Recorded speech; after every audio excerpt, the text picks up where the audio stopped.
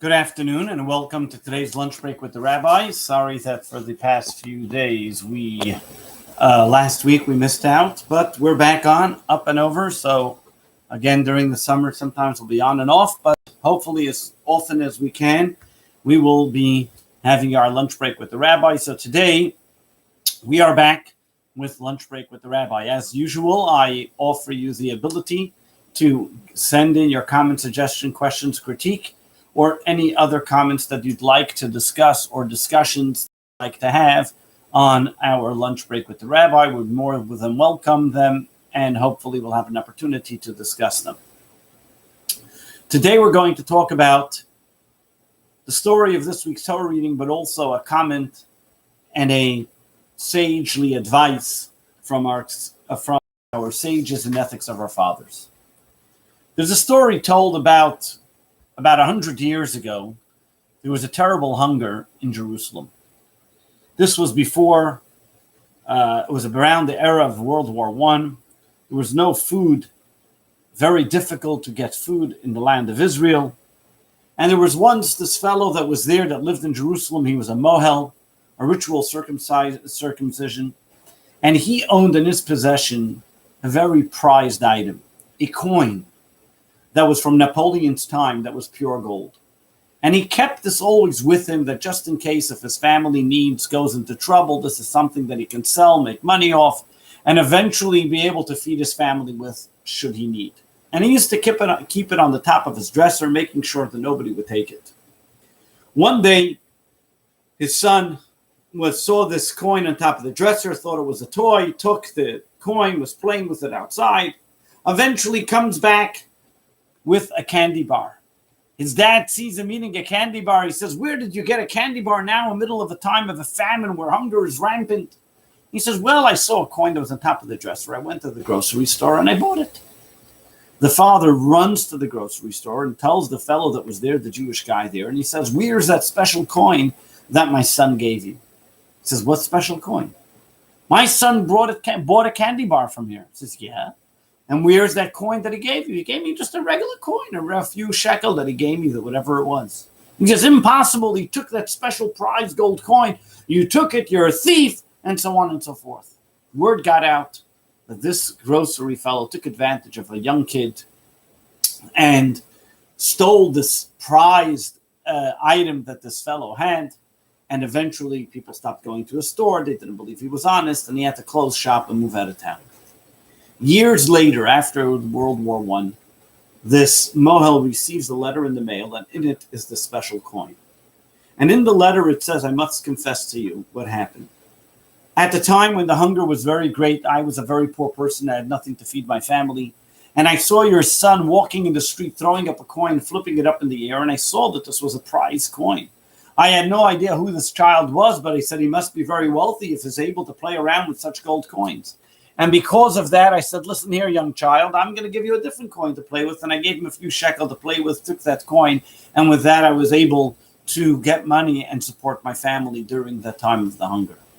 And here I return to you today this coin.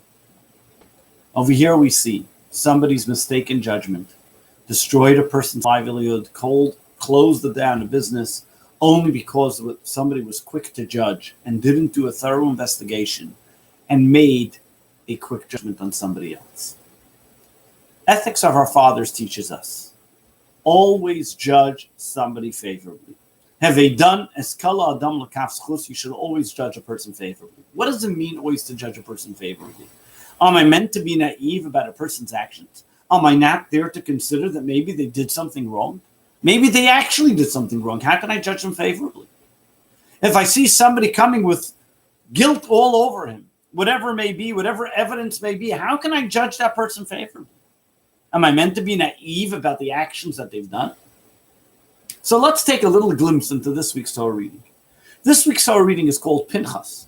Why is it called Pinchas? Because Pinchas did something that he was rewarded, that from then on he was considered a Kohen. Later on he was Elijah the prophet. But Pinchas was this individual who stood up and saved the Jewish people from a plague. What happened? In last week's Torah reading we conclude that the Jewish people were being promiscuous and because of that seduced by the Midianite princesses, and they were then following the terrible idolatry of Peor. There was this leader of the tribe of Shimon who blatantly disregarded any laws, but in fact went and mocked the fact of Moses saying that they should not be hanging out with these Midianite princesses, took a Midianite princess and went and had an affair with her.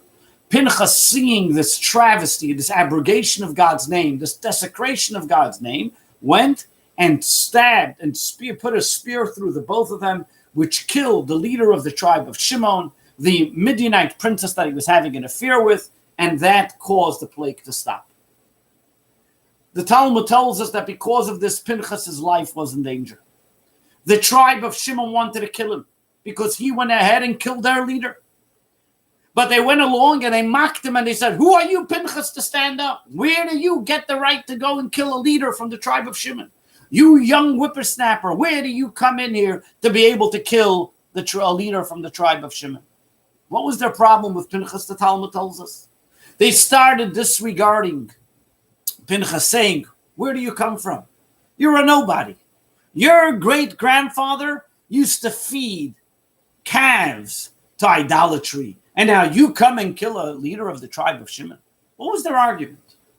If they believed that Cosby was a person, the leader of the tribe of Shimon was meant to be killed, so what's wrong that Pinchas killed him? And if they didn't believe that Cosby was meant to be killed, then what's the difference what Pinchas' family is about? Then he's a murderer and he should be killed.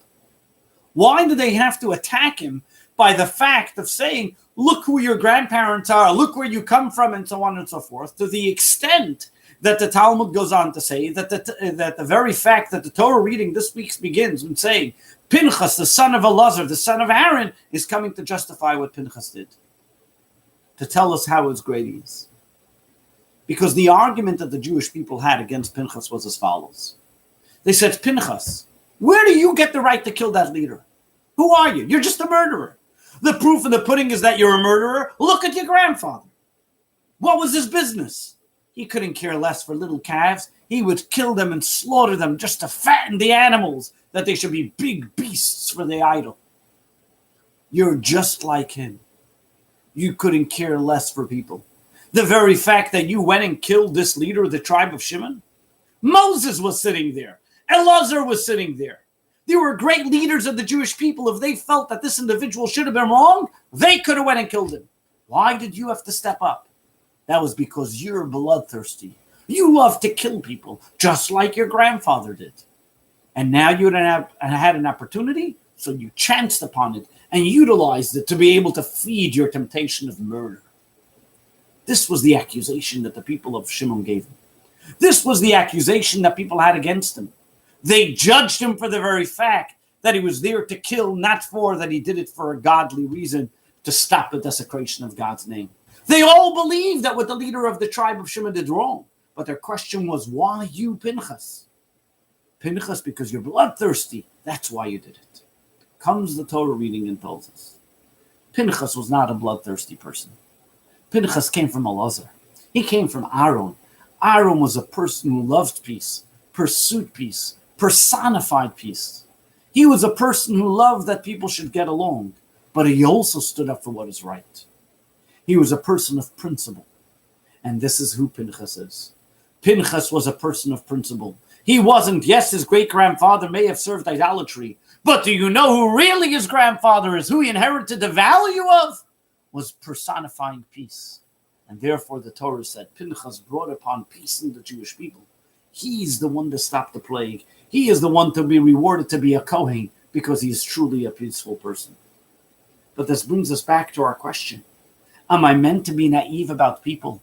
Do I have to judge every person and say they're wonderful, they're kind, they're beautiful, if they're really guilty, disgusting, and decrepit? Comes the Torah and tells us yes. Have they done? The Mishnah tells us yes. Judge every person favorably means that when you see the bright side of a person, when you judge a person favorably, when you see something kind in an individual, even though on the outside he may be disgusting, so to speak, what he's doing, but you see him for his soul, you see him for what he truly is, you awaken, you inspire him to do the right thing. This is what the Torah tells us. You see a Pinchas, maybe on the outside, the actions may be acting who knows what. But when you judge a person favorably, when you see a person doing something right, or maybe in your eyes something wrong, judge him for something right. Look for the bright side in him, and you will illuminate him, and you will bring out the right side. There's a very famous story told about the Chassam Sofer. Ramosha Sofer was a great rabbi in the city of Pressburg. Once he was by a rabbinic conference in the home of a very wealthy individual. And this wealthy individual wined and dined them, and at the meal he wanted to show them something that he had, a very precious coin. And they passed it around the table. And as they passed around this precious coin around the table, all of a sudden it disappeared. Of course, you can imagine this wealthy person was furious, but at the same time, he didn't want to accuse the rabbis of stealing. So one of the rabbis stood up and said, let everybody empty their pockets. Everybody emptied their pockets. They saw it wasn't there. Besides, the oldest rabbi said, I'm not emptying my pocket. Of course, everybody said, if he's not emptying his pocket, we're going to accuse him. As they finished clearing off the table, they saw the coin was sitting on the table, and one of the waiters didn't notice it. The problem was somebody put it on the table, and it was really there, and they accused that rabbi falsely. Later on, the wealthy man meets up with the old rabbi and says, Rabbi, if you didn't steal it, why didn't you just empty your pocket like everybody else? And the rabbi explained and said, I had that same exact coin in my pocket. If I were to take it out and show it at the beginning, that would embarrass the wealthy man, saying that you have this unique coin. But then at the end, if I were to empty my coin, that would show that I was guilty as well. So I decided to keep quiet and not empty my pocket, and time will tell and you will find it on your own. Very too many times we are quick to judge and say, look, if that person didn't say anything, they must be guilty. And we start making people guilty by association. When really that person may be quiet, or that person may be doing something to protect and save none other but yourself. Let us think the next time we're about to judge somebody not so favorably, or the next time we're about to pass judgment on somebody, or say something about somebody else, let us ask ourselves, maybe they're really protecting me. Maybe they're really looking out for somebody else. Maybe they really have the kindness within them, and because of that, they're willing to take the blame.